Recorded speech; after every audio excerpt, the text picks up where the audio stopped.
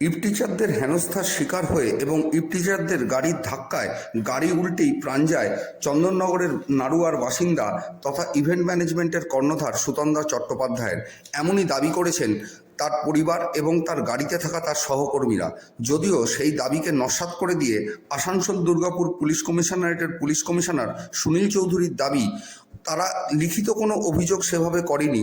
লিখিত অভিযোগে রেষারেষির কথাই উল্লেখ আছে, ইফটিজিংয়ের কোনো উল্লেখ নেই।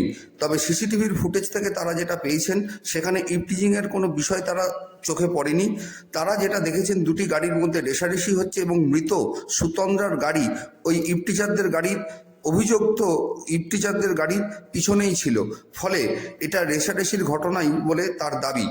এদিন সাংবাদিক বৈঠকে সুনীল চৌধুরী আরও বলেন, আপনারা সবাই জানেন গত রাত্রে অ্যারাউন্ড মিডনাইট 00:26 আওয়ার্সে আমাদের পানাগড় রাইস মিল বাজারে একটা খুবই দুঃখজনক মর্মান্তিক দুর্ঘটনা হয়েছিল, যার মধ্যে একটা টিয়াগো গাড়ির মধ্যে 5 জন প্যাসেঞ্জার ছিলেন।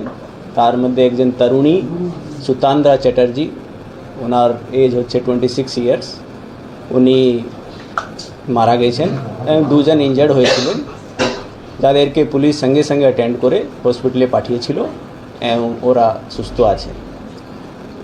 এটা যেটা আমরা আজকে পুরো দিনে ইনভেস্টিগেশন করলাম, ইনকোয়ারি করলাম, তার মধ্যে দেখা গেছে অ্যারাউন্ড 12:06 আওয়ার্সে, মানে রাত্রে মিডনাইটে 06 রাত্রে 12:06 একটা গলসি থানার আন্ডারে একটা পেট্রোল পাম্পে যে মৃতার গাড়ি ছিল ওনারা পেট্রোল নিয়েছেন।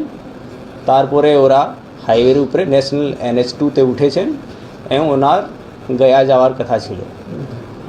রাস্তার মধ্যে একটা গাড়ি, যার হুন্ডাই ক্রিটা গাড়ি, যেটা সামনে যাচ্ছিল, ওটাকে মৃতার গাড়ি ওভারটেক করার চেষ্টা করে। সেই সময় আনফর্চুনেটলি ওটা ওভারটেক করার সময় দুটা গাড়ি একটু কলিজন হয় হালকা, এবং যে মৃতার গাড়ি ছিল সেটা পাশে একটা ডিভাইডার ছিল, তার সঙ্গেও কোলাইড করে। তারপরে যে সামনে গাড়ি যাচ্ছিল সেটা বেরিয়ে যায় এবং যে মৃতার গাড়ি ছিল সেটাও পিছে পিছে যাচ্ছিল। কিছুক্ষণ যাওয়ার পরে আবার মৃতার যে গাড়ি ছিল সেটা গাড়িটাকে ওভারটেক করে যে সামনে গাড়ি ছিল এবং একটা জায়গায় এসে ওনার গাড়ি দাঁড়ায়, কিন্তু যে সামনে গাড়ি যাচ্ছিল সেটা ওখানে দাঁড়ায় না। ওরা সোজা, যেহেতু ওদের বাড়ি পানাগড় রাইস মিল মোড়ে ছিল, ওরা নিজের বাড়ি দিকে বেরিয়ে যায়। মৃতার যেটা গাড়ি ছিল সেটা ওই গাড়িটাকে পিছন পিছন ধাওয়া করে, চেজ করে। এবং আমাদের কাছে সিসিটিভি ফুটেজগুলো আছে, যার মধ্যে আমরা দেখতে পাচ্ছি যে হুন্ডাই ক্রিটা গাড়ি, যাদের বাড়ি এখানে পানাগড় রাইস মিল মোড়ে আছে, ওরা এগিয়ে এগিয়ে যাচ্ছে এবং যে মৃতার গাড়ি সেটা ওনার পিছে পিছে আসছে। আমরা দেখতে পাচ্ছি আমাদের বিভিন্ন যে টেকনিক্যাল এভিডেন্স আছে, যেটা সিসিটিভি আছে, ওখানে আমরা দেখতে পাচ্ছি যে হুন্ডাই ক্রিটা গাড়ি আছে সেটা এগোচ্ছে, মানে এগিয়ে যাচ্ছে এবং তার পিছে পিছে মৃতার গাড়ি আছে।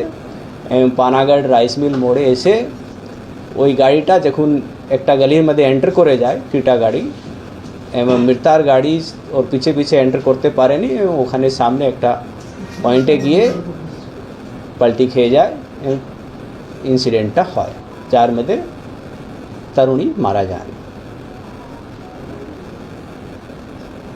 এর মধ্যে আমরা আরেকটা জিনিস দেখতে পাচ্ছি যে গাড়ি, মৃতার গাড়ি ছিল, ওনারা গন্তব্য ছিল গয়া, কিন্তু ঘটনাটা হয়েছে জিটি রোডের উপরে।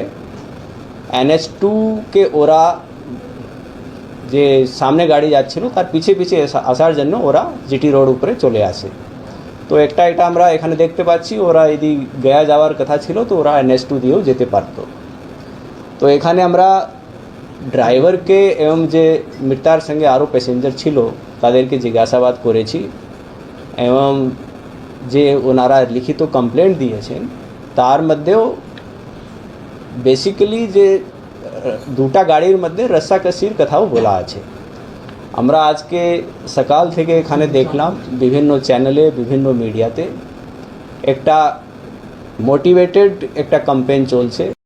কাঁকসা থানার পানাগড়ের কাছে ইফটিজিংয়ের শিকার হয়ে পথ দুর্ঘটনায় মৃত চন্দননগরের বাসিন্দা সুতন্দ্রা চট্টোপাধ্যায়ের মৃত্যুর পূর্ণ তদন্ত ও রাজ্যে ঘটে চলা নারী নির্যাতনের প্রতিবাদ জানিয়ে এদিন হুগলি জেলা বিজেপির পক্ষ থেকে চন্দননগর বাগবাজার মোড়ে পথ অবরোধ করে বিক্ষোভ দেখানো হয়। এদিনের পথ অবরোধে উপস্থিত ছিলেন বিজেপির রাজ্য নেতা দীপাঞ্জন গুহ সহ হুগলি জেলার অন্যান্য বিজেপি নেতা নেত্রীরা। পরে এ বিষয়ে সাংবাদিকদের প্রশ্নের উত্তরে দীপাঞ্জন গুহ বলেন, বিক্ষোভ হচ্ছে যে আপনারা সবাই জানি যে একটা মর্মান্তিক ঘটনা ঘটেছে কালকে। চন্দননগরের একটি মেয়ে সে যাচ্ছিলেন কাজের জন্য এবং তাকে যেভাবে রাস্তায় ধাওয়া করেছে দুষ্কৃতীরা, পেট্রোল পাম্পের ওখান থেকে পেট্রোল নিতে গিয়ে সেখান থেকেও আবার ধাওয়া করেছে এবং যে ঘটনা ঘটেছে তারপরে পুলিশ ইনভেস্টিগেশন কনক্লুড না করে যেভাবে আগের থেকে পুলিশ বলে দিল যে এটা রোড রেসের ঘটনা, এটা আমাদের জন্য দুর্ভাগ্যজনক। আমরা পশ্চিমবাংলার সমস্ত নারীর সুরক্ষার জন্য, চন্দননগরের নারীদের সুরক্ষার জন্য আমরা রাস্তায় আজকে অবরোধ করলাম। চন্দননগরের এখানকার অধিবাসীরা এখানকার পশ্চিমবঙ্গ চন্দননগরবাসীরা আমাদেরকে যেভাবে আজকে সহযোগিতা করেছে আমরা আপ্লুত অবৈধ করব যে তারা সরকারের বিরুদ্ধে গর্জিয়ে উঠছে। আমি আপনাদের মাধ্যমে, মিডিয়ার মাধ্যমে এবং সবার মাধ্যমে আমি জানাতে চাই পশ্চিমবঙ্গবাসী এইভাবে গর্জিয়ে উঠুন যাতে পশ্চিমবাংলায় আইনের শাসন চলে, এটা দেখা